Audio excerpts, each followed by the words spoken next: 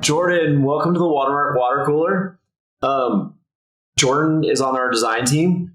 Jordan, tell us a little bit about yourself. Well, born and raised in St. Louis, Missouri. Really good barbecue there, by the way. Went to school in Southern Illinois, good old Southern Illinois University, Edwardsville, and been out here in the Denver metro area for about 11 years now. And loving it. Boulder. Yes, Boulder. Yes, Boulder specifically. The weather is nice. So are the views. The food, Denver has better food, in my opinion. Okay. All right. The Missouri people are coming to Colorado. Like, I know half my neighbors are from Missouri. So yeah, the best ones always leave. So I'm happy to be here. Awesome. So we're here going to talk about GIF, or better pronounced GIF. GIF, as some may say. I was thinking about it when I was reading about this content, and the founder of GIF passed away this year. That was kind of sad. He died of COVID. Yeah, it's kind of crazy. Yeah. It's very.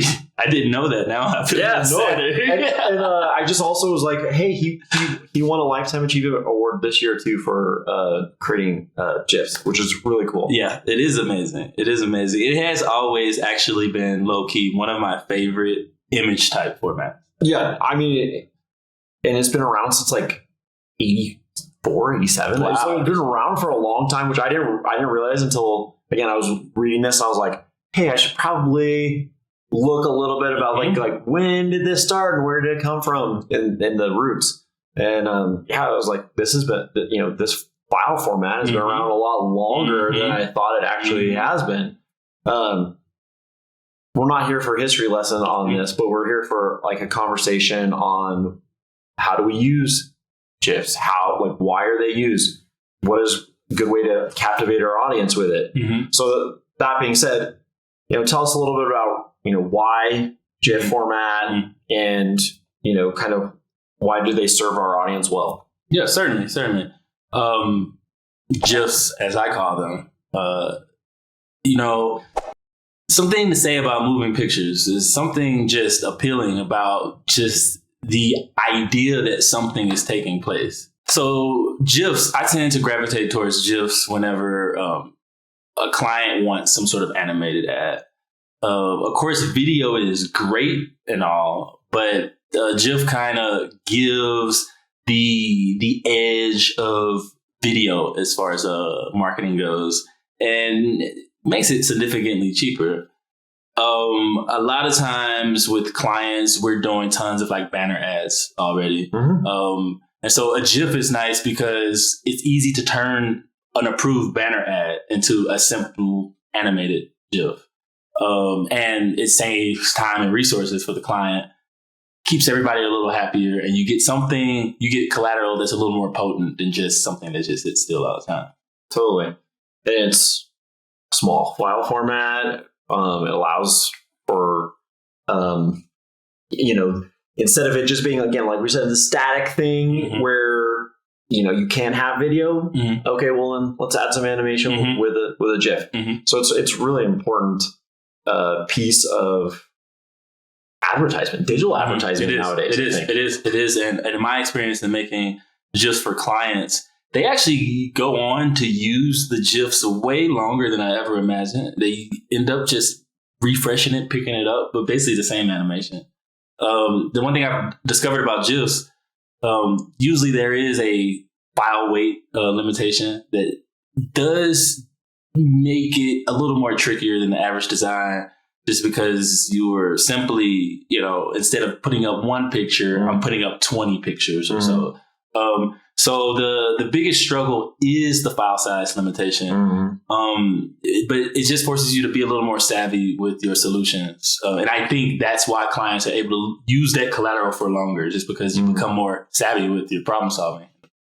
As far as, some areas to help our viewers understand, like, what do I do with a GIF to make it work? Like, what are some design things that we should keep an eye out for? Yeah.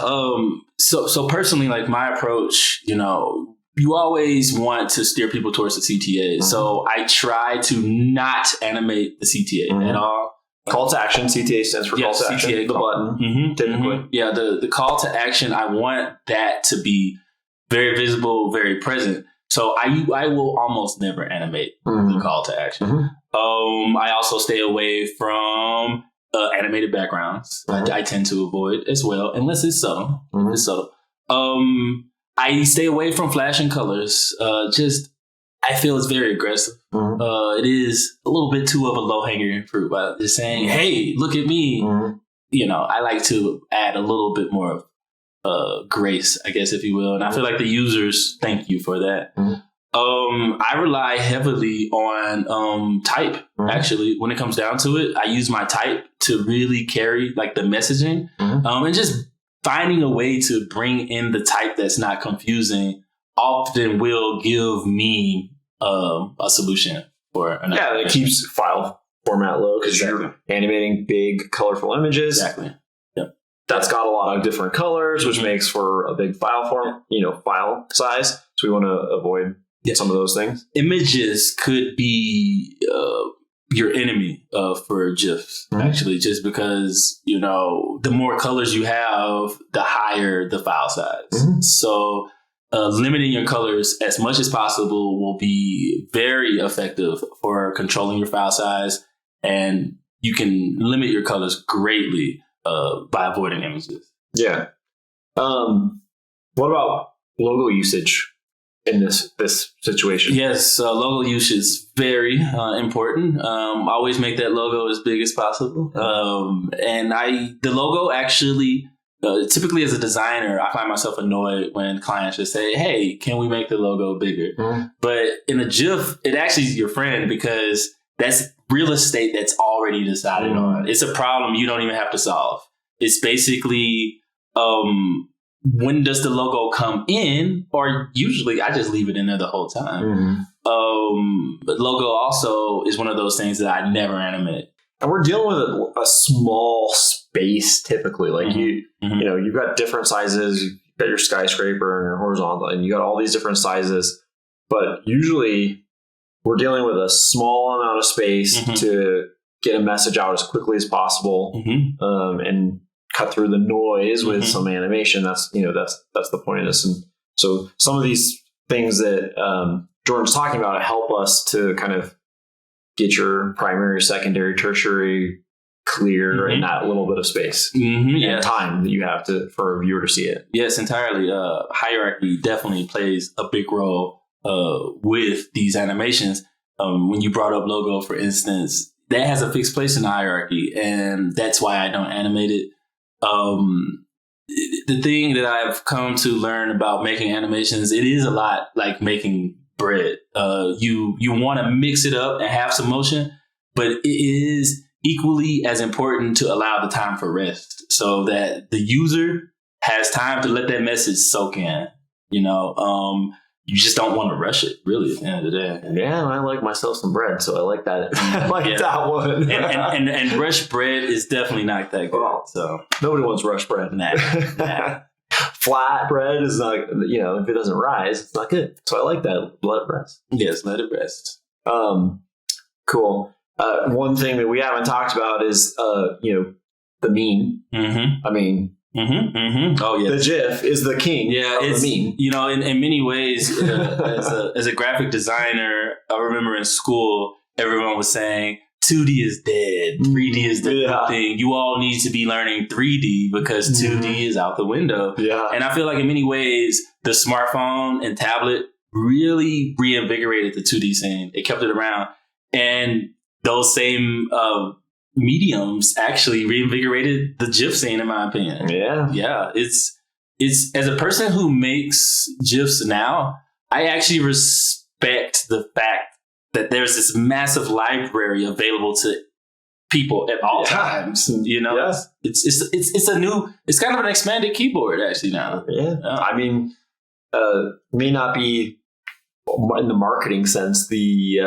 But hey, maybe that's the next thing. Maybe we should be making marketing GIFs and like putting a logo inside of these things that just becomes free and is like around the web all over the place, and people are using it as a joke, and you're like, yeah, I got my branding out for free. We're talking about something that I haven't seen done yet, so maybe that's the next thing, Jordan. There may be something. You may want to pitch there, Cameron, because it's very useful. We're seeing them a lot. It's crazy. They're not dead yet. No. Yeah, but not at all. Yeah. So, any key takeaways here that we want to leave with our audience? No, certainly, yes. When it comes to GIFs, less is definitely more. You don't want to be too flashy. Keep it classy. Let it rest. Jordan, thank you so much for being on the Watermark water cooler. Love to have our teammates on, giving their advice and their wealth of knowledge that they have. As always, like and subscribe to our channel. Any content that you would like us to do, agency life, anything on marketing, anything, any content that you'd like us to produce, just shoot us a comment. We'd love to help you out. And on that note, we'll see you next time. Well.